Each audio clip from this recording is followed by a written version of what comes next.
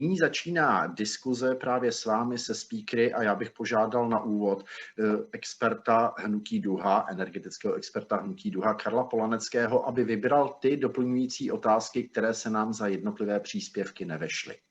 Děkuji. Well, because most of questions are in English, I think that it will be better for me to switch into English. And first question was addressed to Georg Günsberg and is related to European grid operators and their approach to larger decentralization. Georg, can you see the questions by Jan Haverkamp? Yeah, thank you. I mean, the question was if I think or if we think that grid operators are already ready for a new energy system, and actually I don't think so. Actually, we're pretty at the beginning of this transformation. I mean, I think all the debate about also costs. I mean, there was the question raised on LCOEs. Does it really? We have to reflect on the transformation aspects. That is, on the one hand, sector coupling, intelligent systems, demand side management, and I think there's a lot to do within the electric grid. And I think the debate focuses too much on the question of large-scale electricity transport. If the question, we have large renewable power plants, and how can we transport the electricity to other regions? I mean, this is a crucial question without any doubt, but I think the decentralized question, this is not only a technical questions in terms of electric technologies, but also about regulatory stuff, that we are just right at the beginning of the whole process. So I wouldn't say that we're still so far that we can now, in 2 years, fully implement a whole renewable, decentralized energy system. But I think it can be done, and therefore the investments in the electric grid, in the smart technologies, will play a crucial role in the whole investment package too. I mean, we see it on local level right now. I don't know what's about the current debate in some other countries, but in Austria, we have to debate about energy, community energy, and on the way of sharing electricity, about direct marketing, and it is really driven by the European Union, and right now also by some community projects, which I think is a very good approach. And the net is the grid is a crucial aspect in this, and pretty often the grid operators are not on the side of the transformation. Sometimes they are, but in most cases they try to keep the old system. And I mean, that has to do with the debate on costs too, because I mean, talking about LCOEs, I mean, it's still the reflection of externalities, the difference in how the system will work. I mean, if we have really like the integration of electric vehicles in the system, on storage, about the question of storing energy in buildings and make it available when demanded, I think that it isn't reflected that much in most of the comparisons on LCOE. So yeah, maybe just as one try on this question.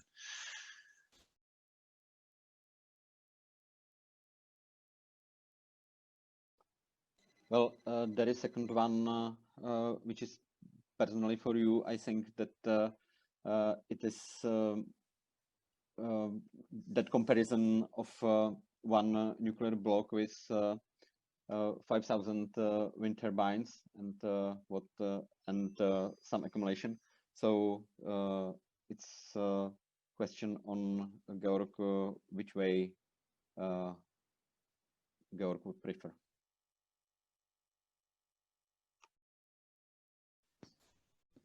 Actually, I have to maybe read it, the question. So the question is if the capacity of like many wind turbines versus one power plant, if that's a big point. I mean, of course, you have different sites, but that can be an advantage too.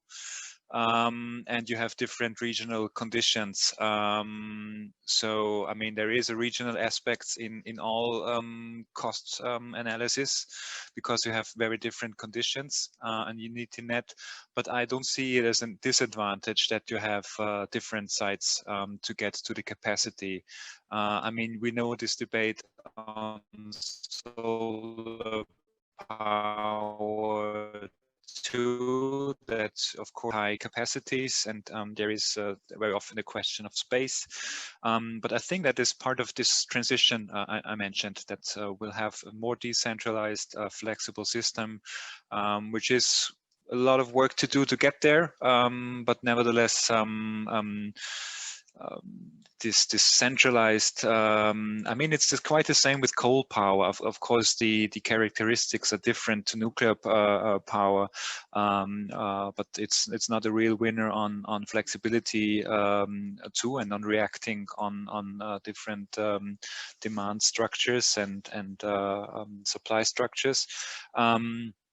But it's very, I mean, it's very like base load thinking, and this way of thinking thing has to change. Thanks. There is one more question for Benjamin Sovacool, which is focused on comparison of Germany and France, and this question is about that French strategy led to less emissions than German one. So this question is about that it seems to be in opposite to Benjamin Sovacool's research. So I think that it's a good point for a reaction. Yeah, thank you, Carol, and thanks for the question. So not really. So the big reason that we did the study the way that we did is we wanted to avoid over-reliance in any single country or case study. And this is the importance of looking at 123 countries, you know, over 25 years. That way, individual successes like France or Germany or the US or Canada or China are moderated out by the full data set. And I think that's precisely why it's important that you take a global look, because there could be very exceptional countries. Sweden also comes to mind as a fairly exceptional country with how they've pursued nuclear power. One of the other things that helps mitigate this is the way that we did this statistical analysis was using very sophisticated regressions that take into account the levels of renewable energy. So in fact, both France and Germany are in our samples for both countries, because both of them have some nuclear and some renewable. And that's the value of using regressions, is that they help account for whether the percentage of nuclear power, whether it's 20% or 50% or 5% or 1% or 0.1%, associates with emissions reductions. So it also takes into account the scale of which a country goes nuclear. So I think that's the kind of value of a longitudinal global data set, how it helps lower into, you know, the findings you may get from a handful of cases in a much more reliable way. So I think that the answer there is simply, this is the benefit of looking at a data set that includes France and Germany, along with 123 other countries.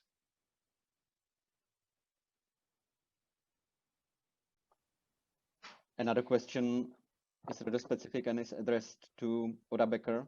It is about safety questions of Russian icebreaking technology. Oda, can you see this question? Yes, yes, I saw this question, and I think it's more or less a comment. I think it's not a good option to send nuclear reactors to the ice. This I don't know what I should add to this. Yes, thank you for this comment. Yes, I think it's dangerous. Yeah, there should be a campaign, but it's not my job to make campaigns. I only make studies. Well, David Reinberger has raised his hand, and he would like to answer one question which was addressed to Georg Günsberg. So please, David. Yes, thank you.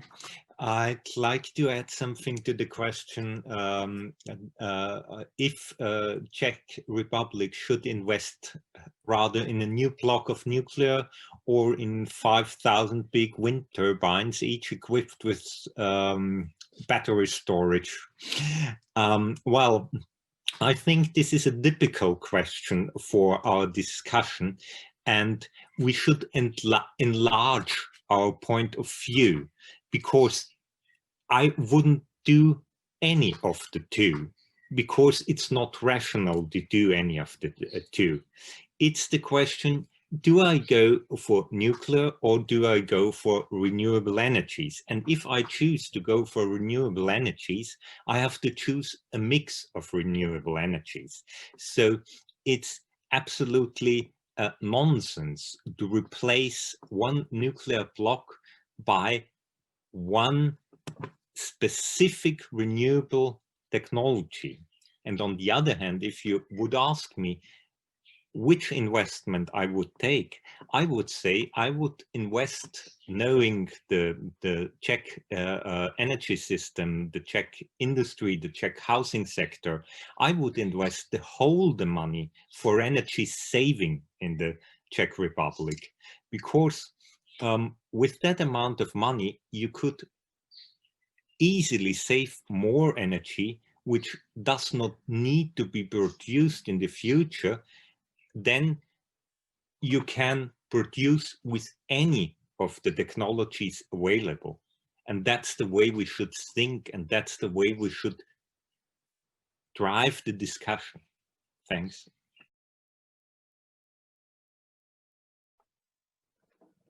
There is one more question to Georg Günsberg. Manfred Doppler put it in the into the chat, questions and answers. Georg, so as this question is rather complex, could you try to answer? I think the question was about about the share of electricity and the share of nuclear on electricity and on energy. And I mentioned it quite in the beginning that the share is on whole energy is close to 2%, so it's really low. I think that was the point the colleague Manfred Doppler made. And so it's yeah, because I mean the point is, and it's really very important to repeat this very often, because it's so underestimated in the political discussion, because most of the energy policy debate is about electricity and not about energy. And of course, electricity is a real important backbone, and we have the sector coupling, but nevertheless, just focus, and that goes in line with what David said before. Thinking about the alternatives is not only about the alternatives in the electricity sector, but also about efficiency, and that this very much goes into the heating sector. Yeah.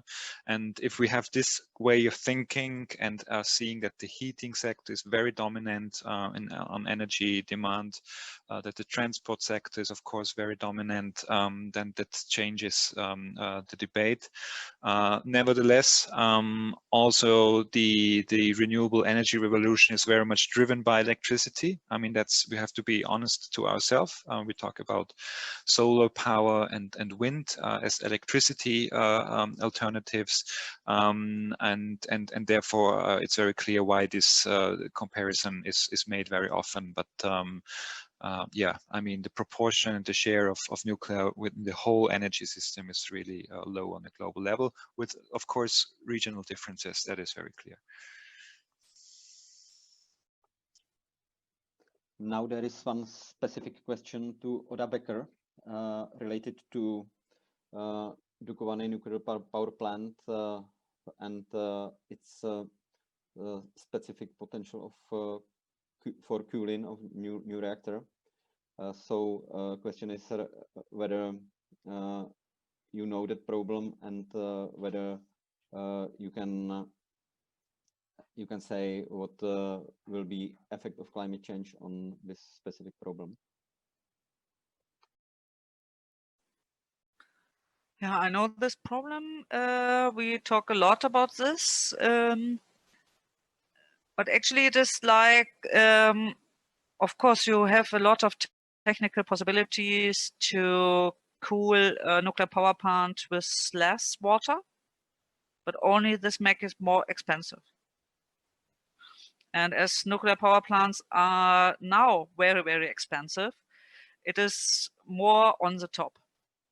And this is what happened in Dukovany, and which makes it perhaps more improbable that this will be built.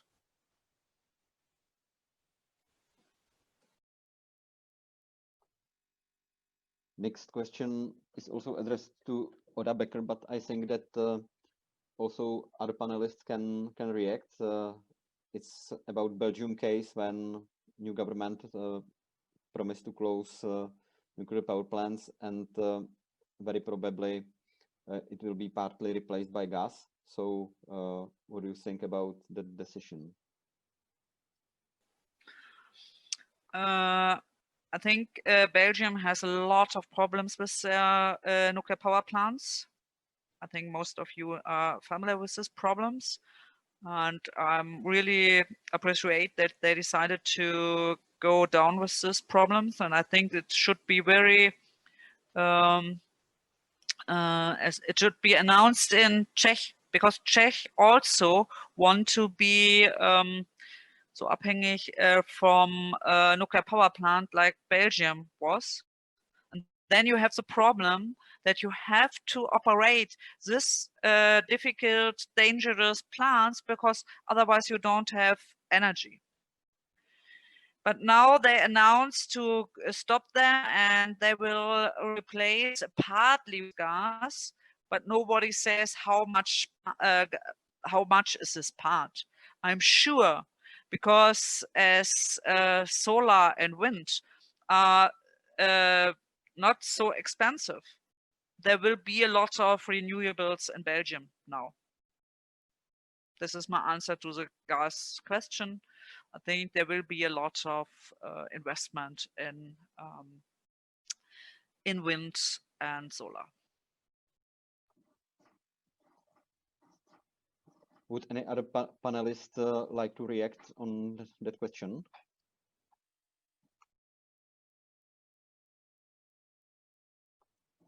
It doesn't seem so. So now there is a reaction from Mr. Horáček to specific discussion about electricity storage. I think that it would be good to continue about this question in second part of conference, which will take place on November 3rd, because this part of conference will be focused on transformation of energy system to renewables. So I think that this reaction was answered enough, and now we have some question which isn't addressed to a particular speaker, but it is largely about whole transformation of economy, and it is focused on need of electricity for economic transition, and it's clear that we will need some energy for the change. So if anybody would like to react on this conceptual question. Here's Georg. I can try to start. I mean, there is, of course, a kind of dilemma in this discussion, because on the one hand, we know that we have enormous efficiency potentials in all of the sectors. I mean, the way we use energy is super inefficient, and we know that it's very much driven by subsidized low price, which does not cover full costs and externalities, which is of course very often a problem for new renewable energy, that they are competing with existing power plants from, let's say, previous times, highly subsidized, be it coal or nuclear, and that's very often not a fair match. In terms that the lower costs we see on technology are not really pictured on the market. Concerning the economic question, I mean, nevertheless, I still believe that we have to work on lowering energy demand. Nevertheless, that doesn't mean that it is bad for economy, but I think it is good for, can be good for economy, with some industry sectors where it might be harder or critical, which is of course the energy intensive sectors, where I believe that there needs to be specific transformational programs to help do the transformation towards climate neutrality. But finally, I mean, it will be about the price. And I mean, we see in the UK how effective a minimum price, a carbon price can be in the electricity markets, where coal was really heavily in decline, replaced by renewable and natural gas. I think we have the discussion on the European level about the emission trading scheme and higher prices. So, I mean, it's about really reflecting externalities and CO2 in the price structure. Yeah, nevertheless, I believe that the electricity demand will increase, though not in the same on the same level that it would be in a conventional scenario. But by sector coupling, I think that we'll have an even covering efficiency measures. I think electricity demand will be higher than in the past. Yeah, Carol, if I could just add something here. I mean, it fits partially in with this question, but I do think that the value of energy efficiency is significant, and it is often underestimated. And they often do have very different paradigms. So energy efficiency does kind of fit into a paradigm that constrains growth, or that is more careful and judicious about energy use. Whereas, you know, other projections will forecast increasing energy demand that must be met. And I've been quite shocked that even though we're in Europe, even places like the UK, Germany, Denmark have still huge untapped energy efficiency resources. And I think three things are really interesting. The first is that the International Energy Agency has calculated in most OECD countries that energy efficiency has saved more energy than any other source of supply. So if you look at avoided energy use, because of all the things we've done since the 70s, energy taxes, you know, building inspections, audits, you know, labeling, that terawatt hours of energy saved is greater than the amount of oil we consume, the amount of gas we consume, the amount of nuclear we consume. So it really is like the first fuel. The second thing is, what's quite striking is that in the future, we're going to see a huge increase in very inefficient energy devices. I'm thinking here especially of air conditioning in places like the Asia Pacific. They're going to have to build like 300 power plants to account for air conditioning demand just by 2030. And so already the ability to make more efficient air conditioners, the ability to cut peak demand, the ability to do demand side management and load management could actually obviate the need to build half those power plants. And then finally, the last interesting point, we did a very neat energy efficiency analysis just here in the UK, just of one sector, which is buildings. And I'll put the link into the comments for the policy brief. It was not me, I didn't do the research, but it was Oxford and Sussex. And we found that just by doing better housing efficiency standards, you would get rid of the need to build 6 nuclear power plants. So it would eliminate the need to do Hinkley C 6 times. And that's just one type of efficiency in one country. And that analysis was done 2 years ago. So I think that the ability for energy efficiency and load management and demand management is an immense resource that actually challenges renewables and nuclear because it's just so cheap. And I'll stop there. Well, thank you very much. And now I will put the word to Mr. Moravec as moderator.